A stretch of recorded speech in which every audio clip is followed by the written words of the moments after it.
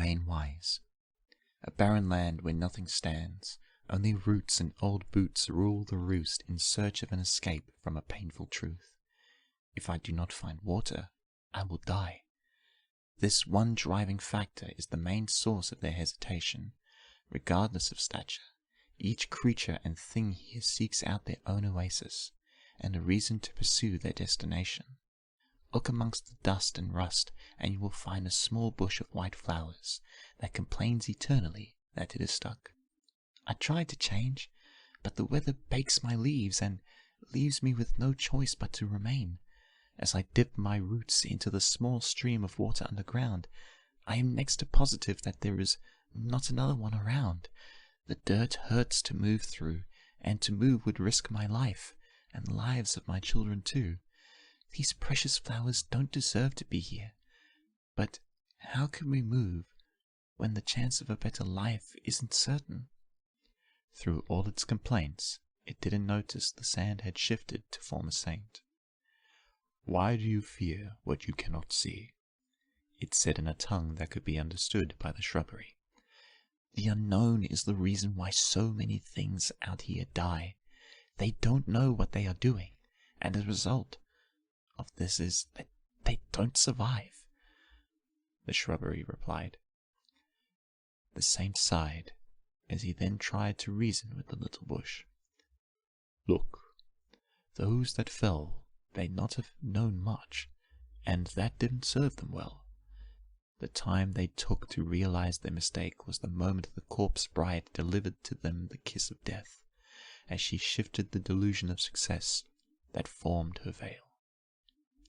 To remain in one place is a struggle for yourself, and you know how there isn't going to be anyone to come and help. So are you just going to stand there or stomp on me? If you have nothing else better to do, I'm trying to feed my children. Just please leave." The shrub turned its leaves up at the saint's eyes. "I will grant you a gift, little one, for wisdom to be wise." Nothing glowed or sparked as the saint disintegrated into the sand and blew past the shrub that was in its path. Great! A waste of my time. How on earth am I supposed to survive? Don't worry, my children. We will get by. As the shrub lied to itself, a large grouping of clouds darkened the world above and changed the way the shrub felt. A storm? It can't be. It doesn't rain out here. The rain begins to fall, and the ground below was saturated when nature answered its calls. What about the shrub? It had never seen so much water in all its existence. However, this small blessing provided a new opportunity that beforehand remained hidden. The ground was cracked like a jigsaw puzzle that someone left out and forgot to put back.